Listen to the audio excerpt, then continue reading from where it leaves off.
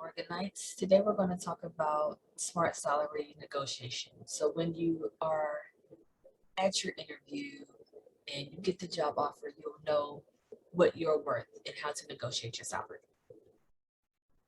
So we're going to go over the appropriate time to begin the negotiation process, how to conduct objective market research to benchmark a target salary and benefits, and how to develop an arsenal of persuasive responses and other negotiation strategies. Quick facts. 60% of employers surveyed leave room in first offers for salary negotiation.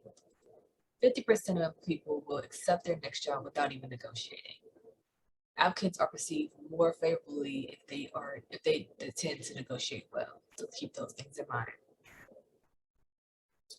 Remember, you cannot get what you don't ask for, so make sure you ask. So when is the proper time to negotiate? The process should not start until a former job offer is made, so a paper document in hand or via email. Do not be the first one to mention salary during the interview process. If asked what your desired salary during the interview process is, politely request to discuss those issues at a later time. So when do you negotiate? Do you negotiate during the interview? When you go to negotiate after you receive an offer? So the best things to do, again, is to negotiate after you receive the offer. That will be the perfect time to negotiate other benefits and your salary. So if you plan to negotiate, keep in mind that some employers will not negotiate at all. If the employer is open to negotiation, first express appreciation for the offer. Then agree on a reasonable time frame to come to an agreement on compensation. So be wary of the myths of nonprofit state jobs and small employers that pay less for their literally myths. So you have to do the negotiation process the same way. So prepare to evaluate yourself. Make a list of your skills and abilities, hard skills and soft skills. Assess your past work experience. Do you have that hands-on training that will be helpful in your negotiation? What other skills do you have and experience that will help in your current job offer? That really help the hiring manager to really negotiate the salary with you. So know your worth. Make sure you research everything. Research at the position that you're going for, what it entails, the skills that it has, what the pay scale is. You can use items like Glassdoor, Salary.com, or HomeFair.com to really look at what the pay scale is. What is the range? And also, again, know your worth. What is the average salary for the position or company that you're going into? What's the lowest salary that you would consider if you're going into this negotiation process, if you're going for this job? Simply plan your approach. So here are some factors that affect the hiring manager: the urgency to fill their position, the authority figure that's coming around, and what is their budget. The factors that are affecting the applicant are your knowledge and your skills, your academic background, your background as a whole. What is the competition looking like for you? And what other opportunities are knocking at your door? Identify your interests. So, or identify further their interests. Why is the position vacant? How quickly are you looking to fill the vacancy? Again, it may be an urgent matter for them that they really need to hurry and fill this position. And what do they have any type of flexibility? Won't is a matter of choice, and can is more definitive. So look at how flexible they are with you in this negotiation process. So when it comes to relationships, create a virtual connection with the hiring manager. Know their email and their direct general position for questions to them. So just build that relationship. It's a networking approach. The more they know you, the more you know about them, and the more you may be able to get that negotiation, salary, or benefits that you're looking for. So based on COVID, it has impacted a lot of folks' reputation, their financials, and their staff when it comes to companies. This will help you understand if it is appropriate to negotiate or not. Really determine if the company is stable enough to continue to pursue the job offer. So again, do your research. Understand the length the company intends to have staff work from home. If it is a remote environment, if it's more of a hybrid approach, or if you have to go to office. Nowadays, folks are going back into the office, but then on the other hand, there are some areas of organizations that still have to work from home. So looking at the new tasks and responsibilities when it comes to working remotely that can help you assist in gauging your fit for this opportunity. Show your skill set, show your stuff. What certifications do you have? What talents do you have? How do you utilize the strengths that you have? All this can help in working from a home environment. So you have to show how you will be able to do that. So some examples are time management, excuse me. Also, well, team management as well. How are you working with the team while you're working from home? Time management, how are you working with your time? You're working, and sometimes people can have like flexible hours, but at the end of the day, work still needs to be done. How are you organizing your life? What is the work-life balance for you? These are skills that really allow you to adjust in any type of environment. So let's talk about the compensation package. The biggest mistake is to only look at the base salary. Be mindful, other benefits count. You have, of course, the monetary benefits, which are your bonuses, your profit sharing, any type of stock into the company. Then look at these other non-monetary benefits. So you have your near benefits, which is your health insurance or insurance as a whole.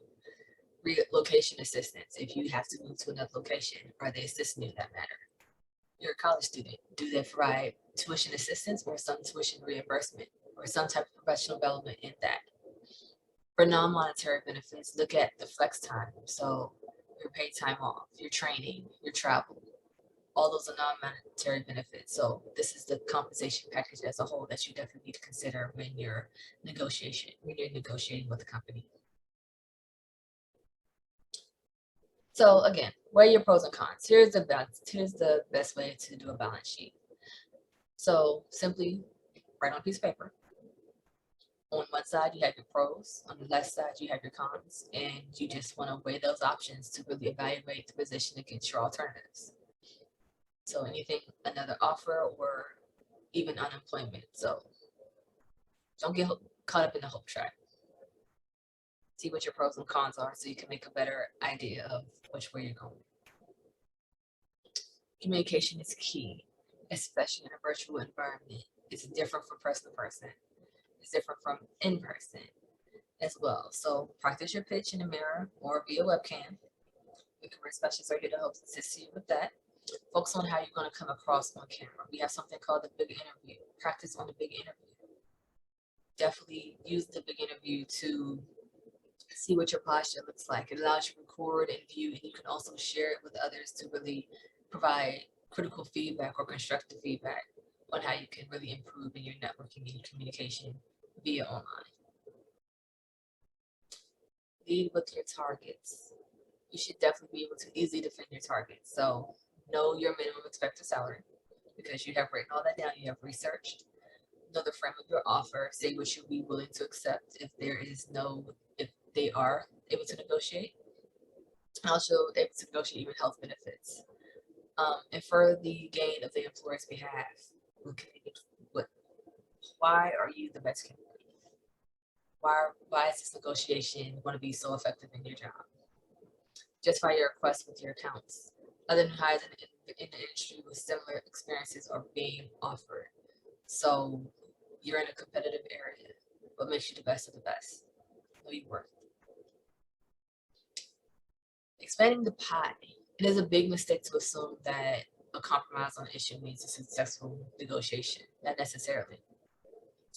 So place the same value on the issues when it comes to negotiation.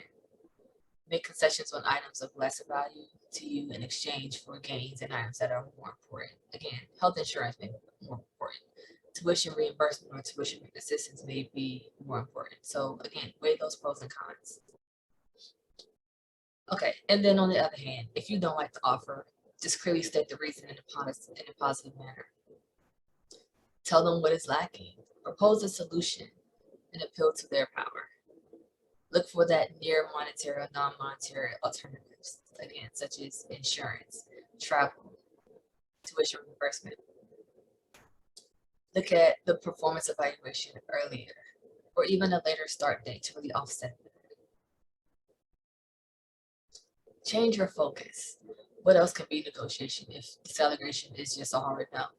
Think of these options to negotiate, like more personal days off, starting or ending your workday at different times, having that flexible schedule, paid training for a better job performance to really enhance your skill set even more, the type of technology and equipment that will be used for your position.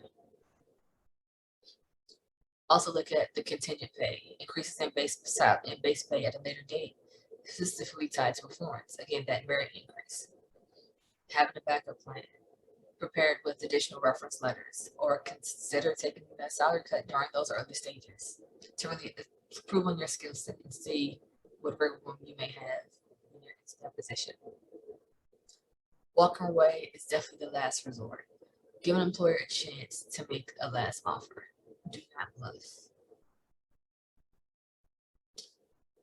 So, closing the deal.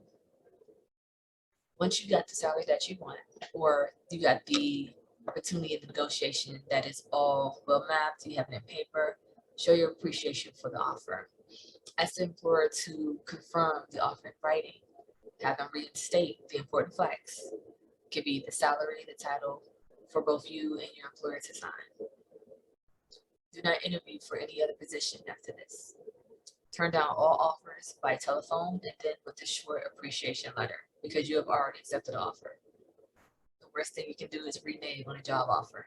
That doesn't look good for maybe if you want to come back to the company. So if you decide to reject the offer, again, express your appreciation for the offer and their confidence in you. Like, say something positive about the employer. Definitely be diplomatic about their approach. So, thank you. I love those skills that you have. I love what this organization is all about. Unfortunately, I can accept the offer and whatever reason that you have. Remain friendly on terms with the organization. So, we had the hiring manager information. That's a networking piece. Continue to converse with them. Consider employment with them again in the future, or do business with them in your new job. That's how you network. Here are some additional resources you can definitely take advantage of to learn more about how to negotiate job offers and salaries. Thank you again for being part of this presentation. And if you have any questions, please feel free to connect with the Center for Career Development. We provide all these services here. And based on your major, again, my name is Rainicia Smith. I serve business entrepreneurship, education, public health, and the behavioral services industry. And then we have Mr. Lewis, who is arts, humanities, and media, and then Ms. Andre, who is everything STEAM related. So reach out to your career specialist if you have further questions on your interview process or anything career related. We're here to help you.